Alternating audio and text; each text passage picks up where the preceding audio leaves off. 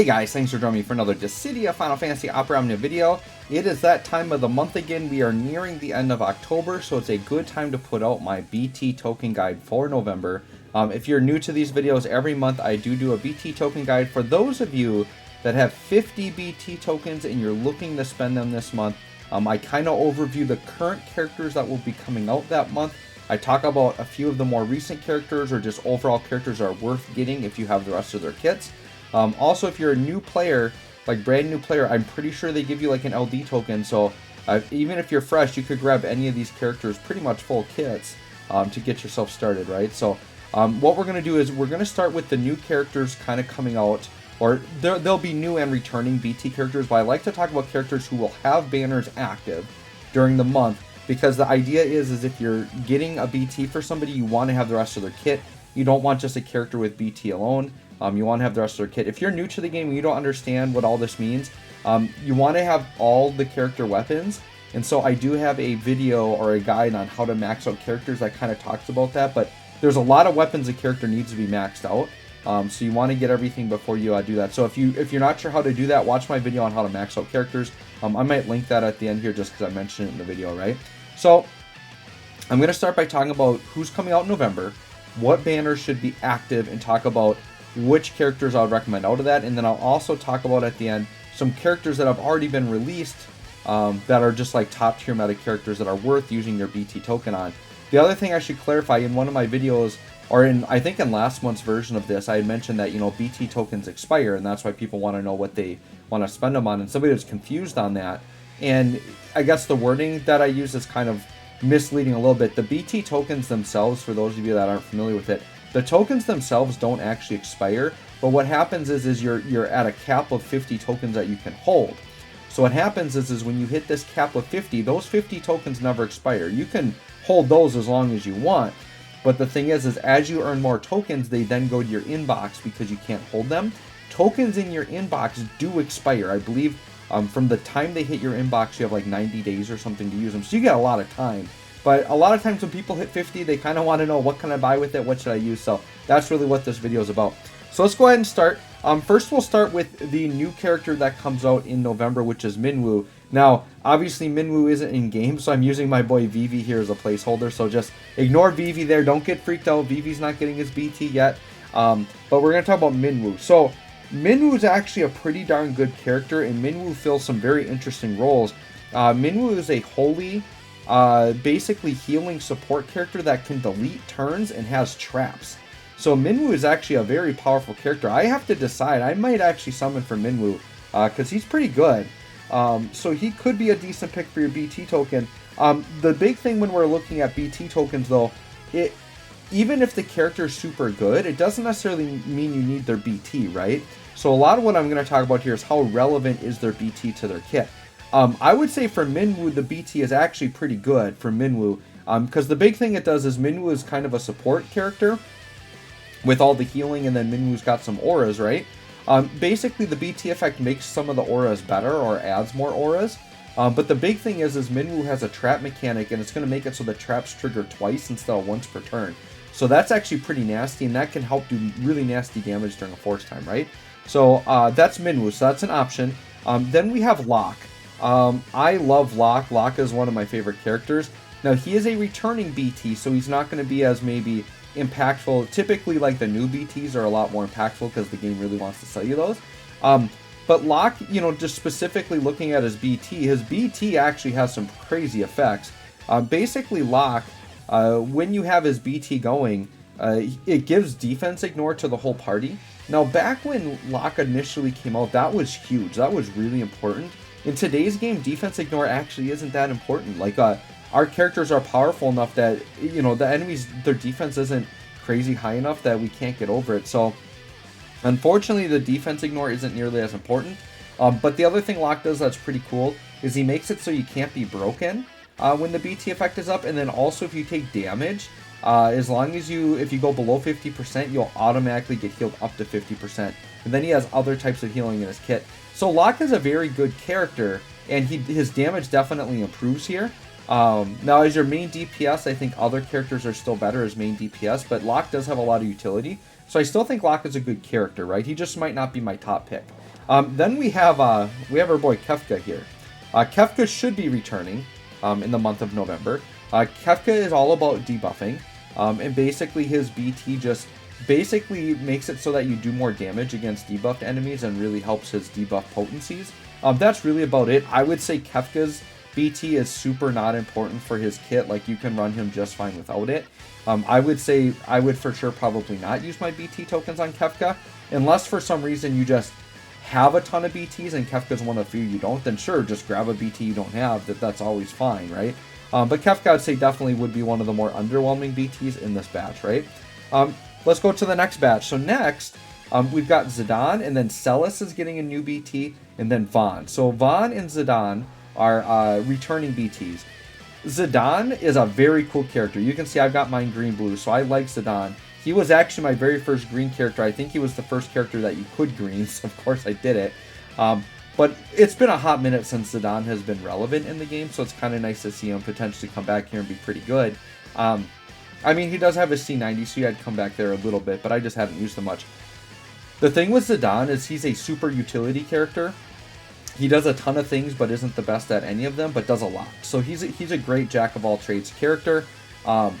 The big thing Zidane has is he can delete turns, which is a rare mechanic. Now, Minwoo, if you get Minwoo also can delete turns, which is kind of cool. But Zidane can probably delete turns more consistently than any other character, and he can do it pretty much throughout the entire fight. It's pretty much anytime he breaks an enemy, he deletes their turns, which is pretty crazy. Now, in terms of Zidane's actual BT effect, it gives some auras like a typical BT does, but basically it makes it so that whenever Zidane debuffs, he steals an elixir from the enemies, which just like full heals your party. So Zidane is a character that normally doesn't have healing, but then with the BT effect gets it.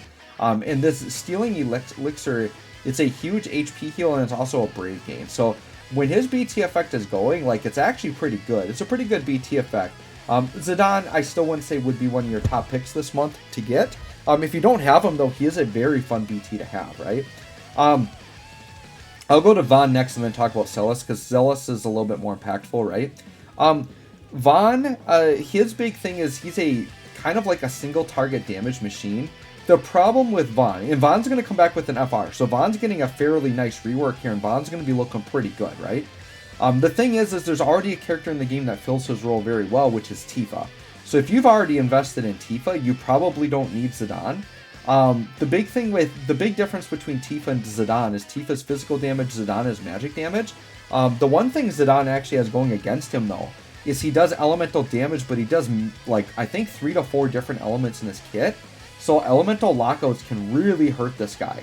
And it's always been kind of one of Vaughn's weaknesses. For a while it didn't matter, because if you did any weakness damage it would override, but now with these lockouts, weakness damage doesn't matter. They're just going to flat out reduce brave damage on you if you have the wrong element. And even if you have the right element, if you also have the wrong element, the brave reduction is going to be huge, right? But if you like Vaughn, he is a very good character. Now, in terms of what his actual BT does, Zidane's thing is all about doing a ton of brave hits with like brave gains in between. And so basically his BT effect makes his brave gains better with some other stats. But the big thing is it gives him a 20% brave floor, which means whenever he expends out his HP damage, he always keeps at least 20% of his brave, which gives him a higher starting floor for when he does his damage and his brave gains. Overall, just increases his damage, right? So if you really like Vaughn and want him to look good, his BT effect does really help that. But once again, I think there's other better characters you could choose for like a damage dealer. But Vaughn is good, right? Next is Celis. So Celis is probably going to be definitely my number one most look forward to character this month. For me personally, just because I'm a huge Final Fantasy VI fan, right?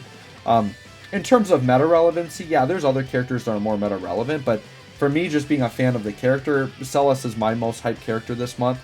For those of you unfamiliar with Celis, she is a magic damage dealer. Actually, she's also like a tank, right? And so Celis's big thing is she has the runic mechanic from Final Fantasy VI. And what the runic mechanic does is anytime she takes brave damage, she actually absorbs it. And what happens in the original game is she would basically absorb the damage and steal it as MP and recover MP. The way it works in this game is if she takes any magic damage, she basically absorbs it, and she brave gains off of it, right? So she gains brave. Celis's weakness has always been that she's really good as a tank, but only if you're fighting magic damage enemies, right? And she does have a locking mechanic, which will make the enemies lock onto her. So if there's an enemy doing single target magic damage, she can basically shut down the fight, because she'll just absorb it all and Brave Gain off of it, which is cool. Well, her BT really, really helps her with her flaw, which her flaw was if you're fighting physical damage, her runic really does nothing for you at all. Well, what her BT effect does, it improves her auras, because she's kind of like a support character, so her auras get better, right? But she makes it so enemies only do magic damage. So if you're fighting a fight where the enemies do physical damage, she forces it to become magic damage, basically ensuring she's always tanking, which is pretty legit, right? So that's very, very cool. So in this aspect, if you have Celis like green with a BT, she actually could be used as like a main tank in almost every fight, because you can turn every attack into magic attack. Anything that's single target, she's just absorbing, like, no matter what. She basically is becoming like Gladio, where Gladio's just like invincible. Now, Gladio's still infinitely going to be a better tank than Celis, just because he's literally invincible, and you don't need the setup of needing a BT effect up. But Celis, I think, is going to be a very, very nice tank character. And then she also does traps, which is very, very cool. And the traps heal the party, which I really like that as well. So Celis, for me personally, is like really, really awesome, and I'm gonna have 50 BT tokens, and she's probably what I'm gonna grab, because Celis, all I would really pull for is her FR, and then I could just buy her BT. Now, for the average player, I actually wouldn't recommend Celis as the main BT you buy, unless she's a favorite like she is for me. Then go ahead and get it, right? All right, next up, we kind of have some oddball choices here. So, we've got Arden and Sephiroth, who are kind of like not sure when they're going to show up. I think they were on the list for October, but haven't returned yet. And so I'm going to assume that these guys should be coming back soonish, right? So talking about them very quickly, Arden's pretty decent.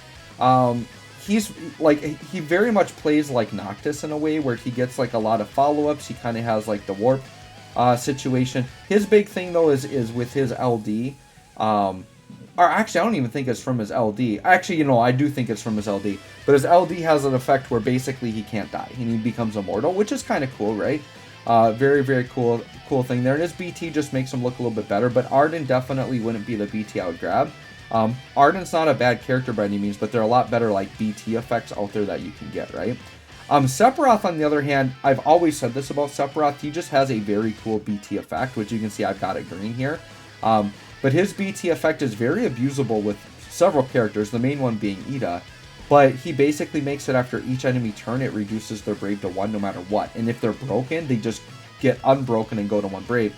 So this is very abusable with characters that get effects off of breaking, being able to delay the characters constantly. You can abuse this with speedster characters, like Zidane, for example, who like gets free turns off of breaks, Lightning, who gets free turns off of breaks. There's a lot of these characters that get free turns off of breaks.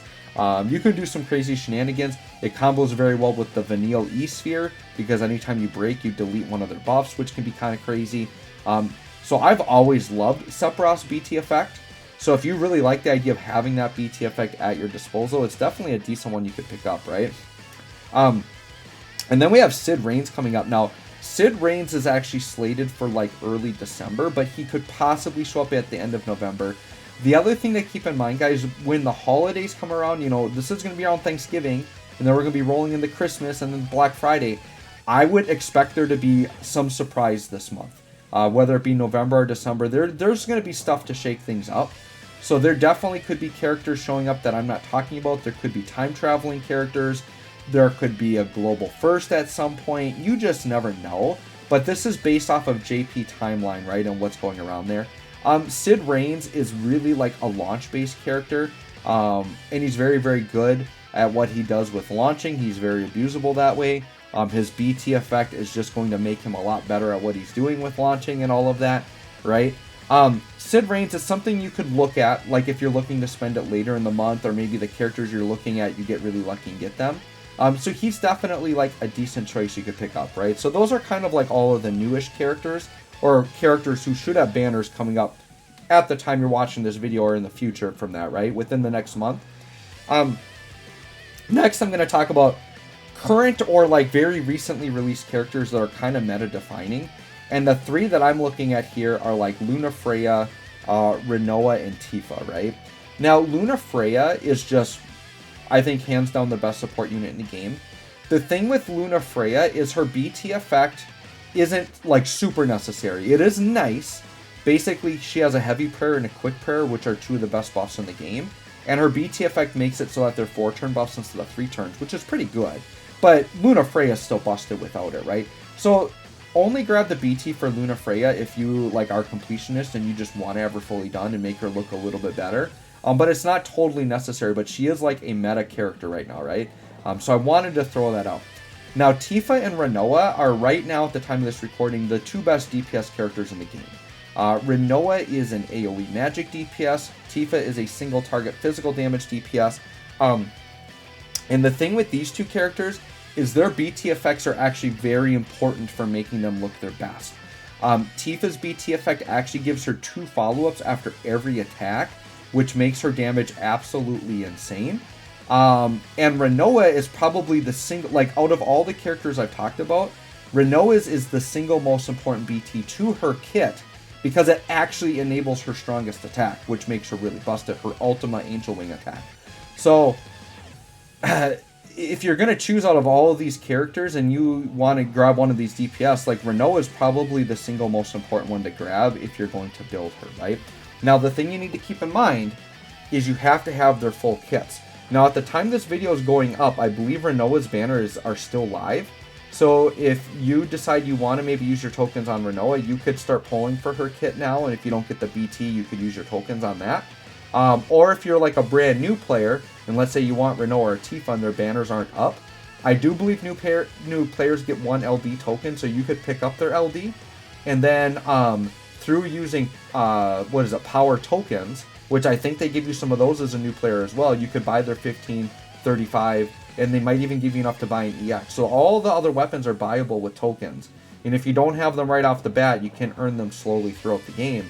But these are characters that will carry you for months, especially as a newer player, Tifa or Rinoa. You definitely don't need both, like one or the other, right? So, to kind of clarify, so what I'm going to do at the end here is I'm going to summarize and kind of tell you what I think my top choices to pick are. So let's go back to the beginning. So I would say Minwoo is a fairly decent choice if you like Minwoo and you want that support. Otherwise, you know, like a lot of these are probably somewhat skippable. I mean, I think Celis's is really cool. If you're going to go in on Celis, I do really like that because it does enable Celis to do her job a lot better. It is actually pretty darn important for Celis. Sephiroth, like I said, if you want to have that very cool gimmick, but Sephiroth isn't like a top tier meta character right now. So honestly, like if you're looking at like kind of the current characters of the month, I would say probably Minwoo or Celis would probably be my picks there, to be honest. As much as I love Locke, I love Zidane. You know, their BT's just, I mean, Locke's BT is super cool. Like, I love the effect, but the defense ignore just isn't as important as it used to be, right? So, I'm going to say Minwoo or Celis on the current characters. But then if you're looking here, I would say my top pick probably would be Rinoa, just because it's so important to her kit. And if you're going to use her as a DPS, but I would say Rinoa or Tifa, even over all of the November characters, like they're still going to be like the top tier DPS characters, right? And then Luna Freya, though her BT isn't as important, if you're going to go for her, she's just a super good support character to have, right? So anyway, guys, there you go. That's kind of my take on the BTs for the month. Like I said, I think my top picks would be Rinoa or Tifa. Otherwise, go with like Minwoo or Celis as just kind of fun newer characters. But once again, if any of the characters I talked about are a favorite, or you like the idea of their BT effects I've talked about, definitely go for them. The thing that I love about DFFOO is every character is very good if you're willing to put the investment in them and understand their kits and make their kits work, right? So anyways, hope this guide helps. Once again, at the end, I'm going to throw in the how to max characters guide in case any new players are watching this. So anyways, guys, thanks for watching. We'll catch y'all on the next one.